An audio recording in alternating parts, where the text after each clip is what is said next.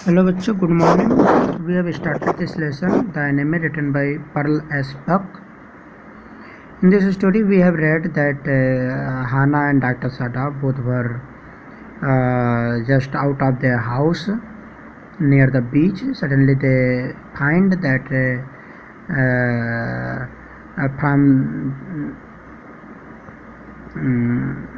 from the sea, one American soldier who was wounded and need help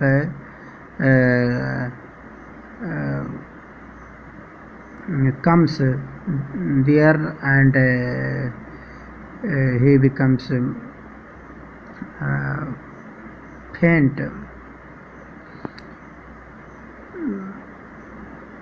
So first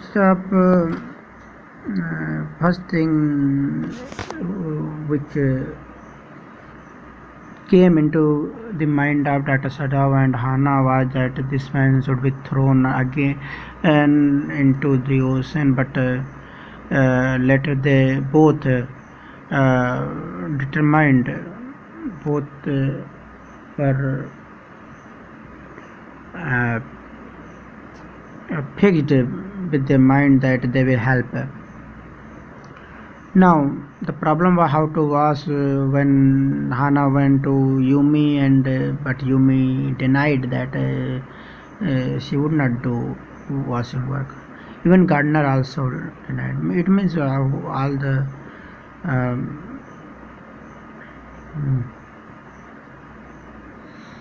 both both servants denied. Then, and Dr. Sadaf said that Hannah, you should give anesthetic to this man. Although Hannah was not willing, because Hannah did not want to touch this man, because this man was very filthy, very dirty. But and anesthetic and washing, but anyhow Hannah did the work. Hannah did the washing of that man.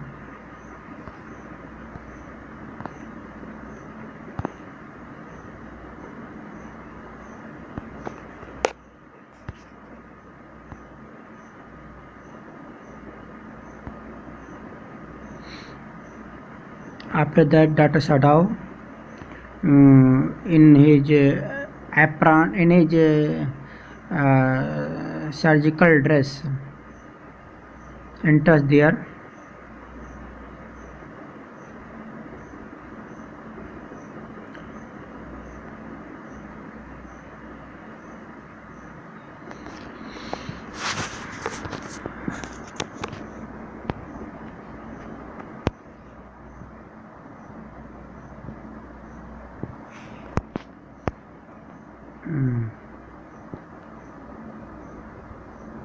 Okay, let's start.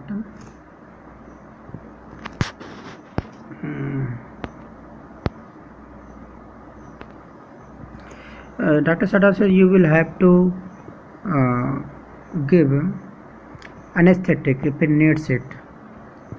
If she repeatedly blankly, but never have I. It is easy enough, he said.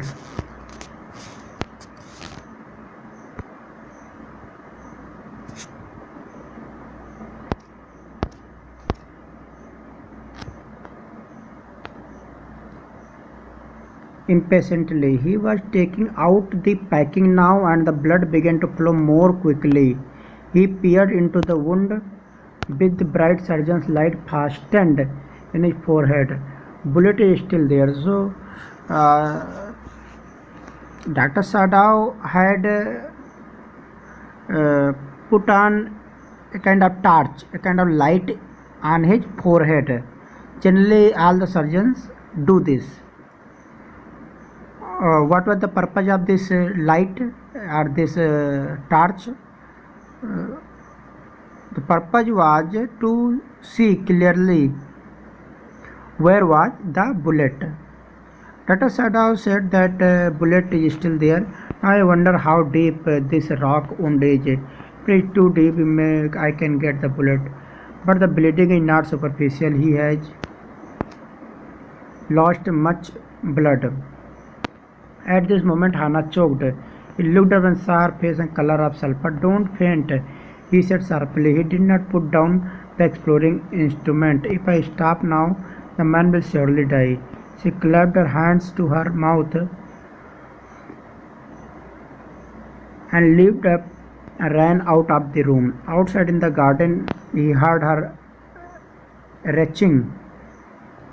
So, बच्चों, Hannah was choked. Choked means she was about to vomit, and she was about to faint because all these things she was not able to see there. That's why. So, but Dr. Sadav said, please don't faint, don't become unconscious. But Hannah ran out of the room, and outside in the garden he heard her retching. Retching means vomiting. But he went on with his work. It will be better for her to empty her stomach, he thought. He had forgotten that of course he had never seen an operation, but her distress and his inability to go to her at once made him impatient, irritable with this man who lay like dead under his knife. This man, he thought, there is no reason under heaven why he should live. Unconsciously, this thought made him ruthless, and he proceeded swiftly. Because although he was doing his job, but he was also knowing that this person should not live. That's why he was not very sympathetic with that soldier, and his hands were working ruthlessly. Ruthlessly means mercilessly. Means very swiftly he was doing his work without any sympathy. In a dream, the man moaned, but Sadav paid no heed except to mutter at him. Groan, he muttered. Groan if you like. I am not doing this for my own pleasure. In fact, I do not know why I am doing it. So groaning means a kind of moan, a kind of sound with pain, that is called groaning. So every time a soldier used to groan, as Dr. Sadav was doing surgery, Dr. Sadav used to say groan because I am not doing this for the pleasure of mine, and even I do not know why I am doing this. The door opened and there was Hannah again. Where is the anesthetic? She asked in a clear voice. Sadav motioned with his chin. It is as well that you came back, he said. This fellow is beginning to stir. She had the bottle and some cotton in her hand, but how shall I do it? Now Hannah came with a bottle of anesthetic, but Hannah is not knowing how to do it. Simply saturate the cotton and hold it near to his nostril. So Dr. Sadav said, it is very simple. Just saturate the cotton. Take a cotton and dip into the bottle, or take the liquid into that cotton, and then that cotton put just below his nostril, below his nose. Sadav replied without delaying for one moment the intricate detail of his work. When he badly moved it away a little, she crouched close to the sleeping face of the young American. It was a piteously thin face, she thought, and the lips were twisted. The man was suffering whether he knew it or not. Watching him, she wondered if the stories they heard sometimes of the suffering of prisoners were true. They came like flickers of rumor told by word of mouth and always contradicted. In the newspapers, the reports were always that wherever the Japanese armies went, the people received them gladly, with cries of joy at their liberation. But sometimes she remembered such men as General Takima, who at home beat his wife cruelly, though no one mentioned it now that he had fought so victorious a battle in Manchuria. Yes, so sometime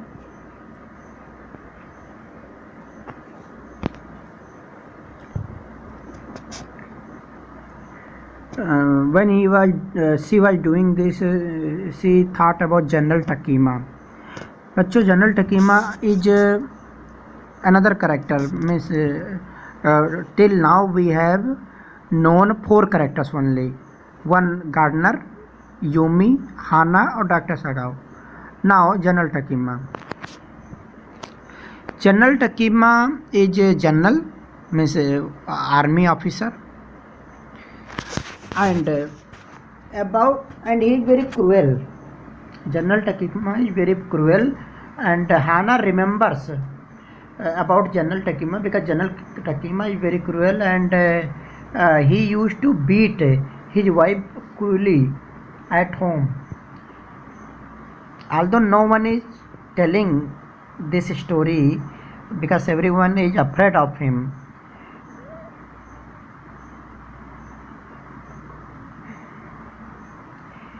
And there is one story more that he fought in Manchuria. Manchuria is a place, so there is a story that he fought in Manchuria.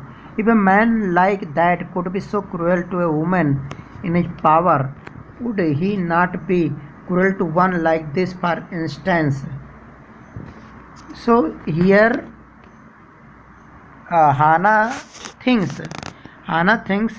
that General Takima is so cruel to his wife that daily he beats his wife. If a man is so cruel, how cruel he would be to these prisoners, means American war prisoners. How cruel he would be to these war prisoners. She hoped unnecessarily that this young man had not been tortured. It was at this moment that she observed deep red scars on his neck just under the ear. Those scars, she murmured, lifting her eyes to Sadao, but he did not answer. At this moment he felt the tip of his instrument strike against something hard, dangerously.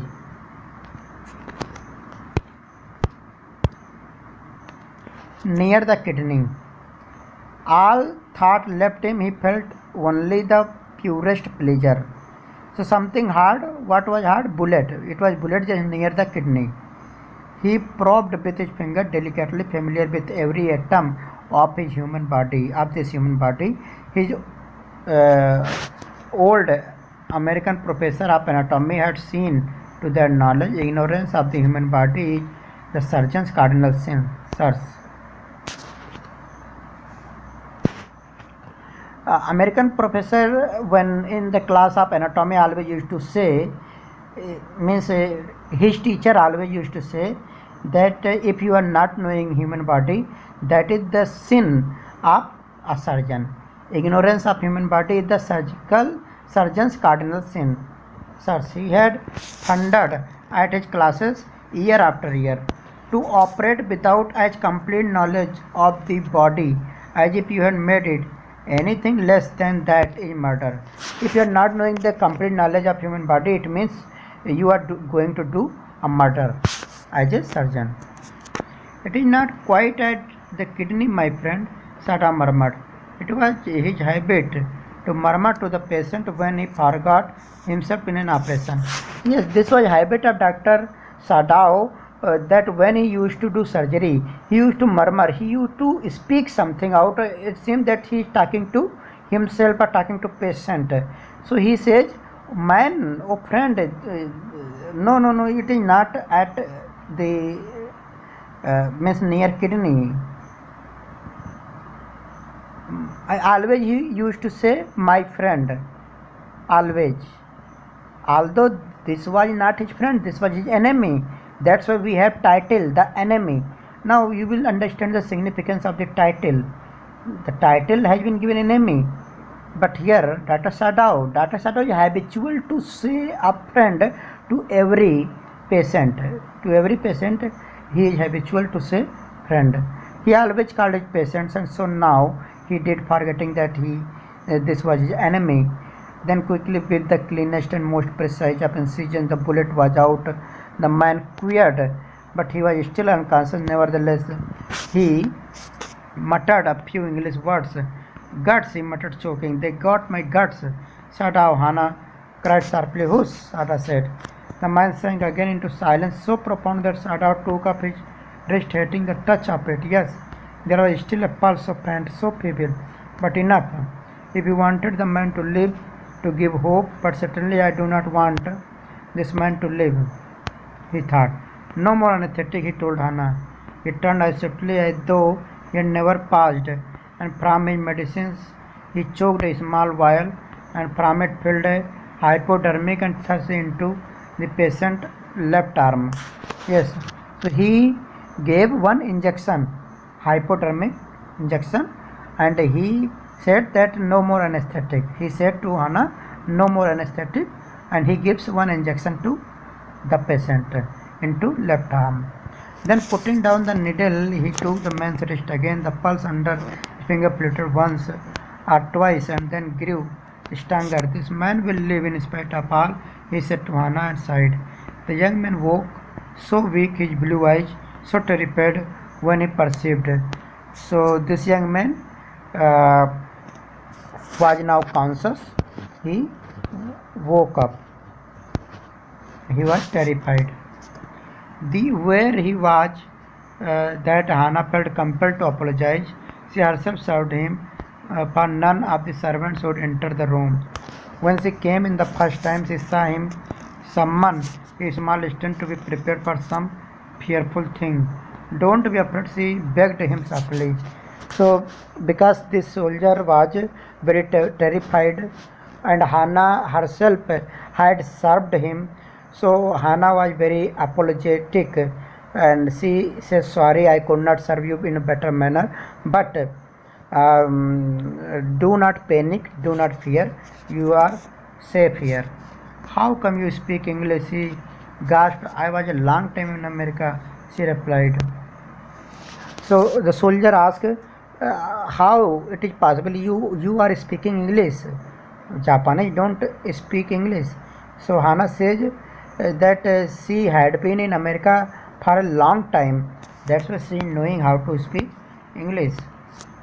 She saw that he wanted to reply to that, but he could not, and so she knelt and fed him gently the porcelain spoon, and ate unwillingly, but still he ate. So she tried to feed this soldier, and if you see Japanese style of feeding, so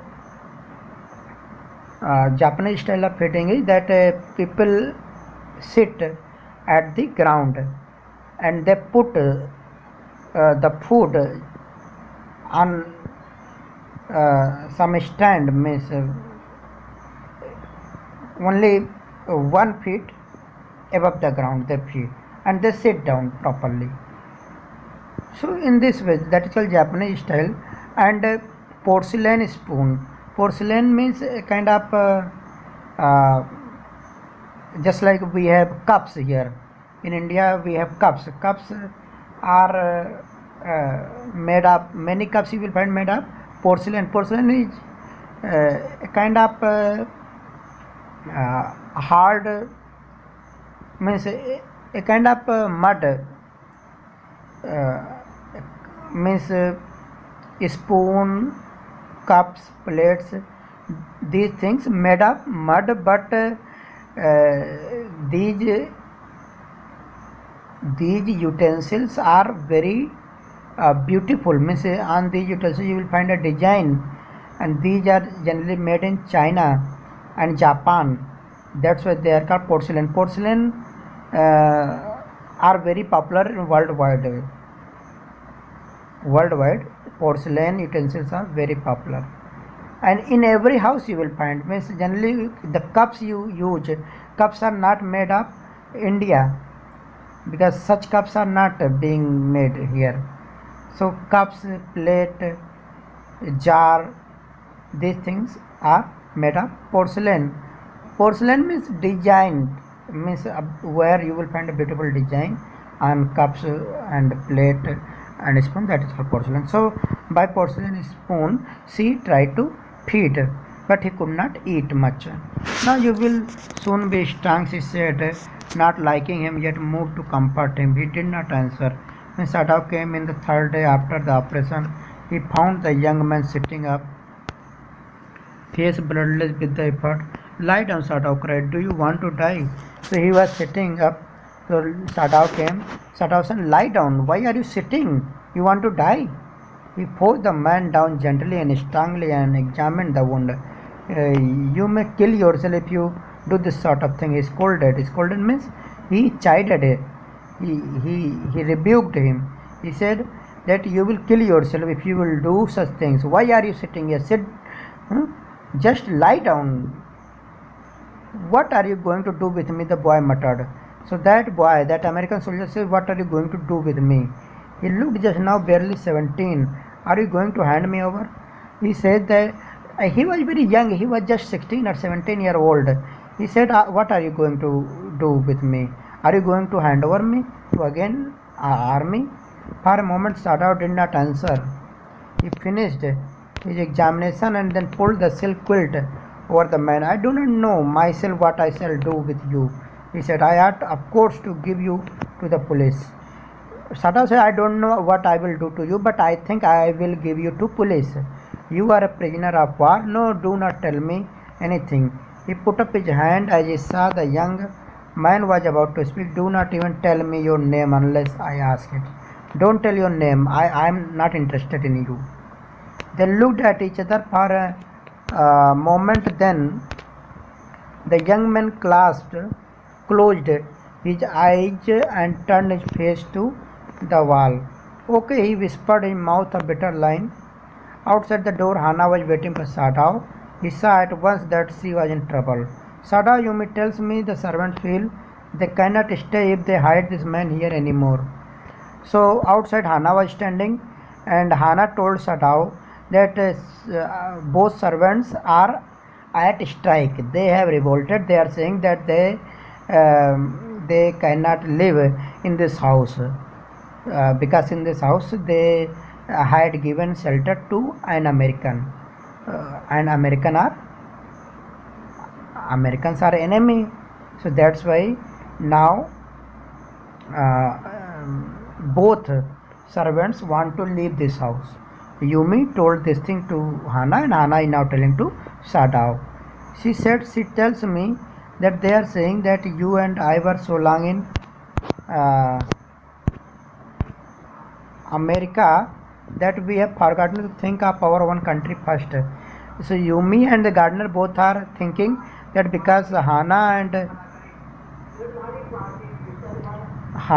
Sadao both were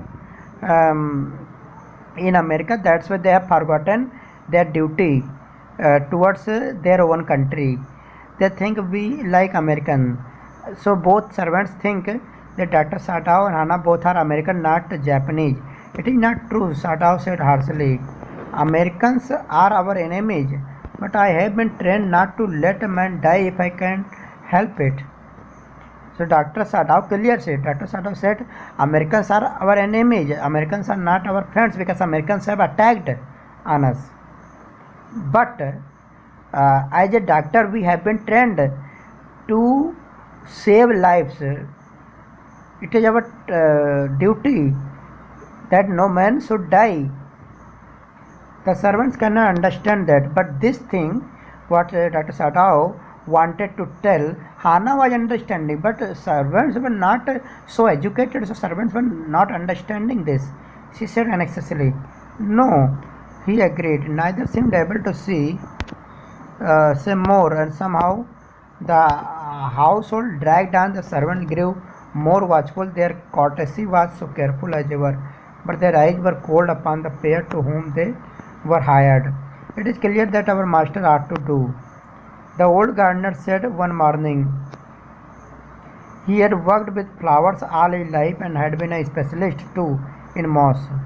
Gardner was very good. He was a specialist in moss. Gardner was saying that our master must know what to do. For Sadao's father, he had made one of the finest moss garden in Japan, sweeping the bright green carpet constantly so that not a leaf or a pine needle marred the velvet of its surface. My old master son knows very well what he ought to do, he now said, pinching a bud from a bush as he spoke. When the man was so near death, why did he not let him bleed? Gardner's logic was simple, that when this man, soldier, was bleeding, so means a soldier was just going to die. We all want that Americans should die. So why Dr. Sadao had helped this man and tried to save this? Thank you, बच्चों.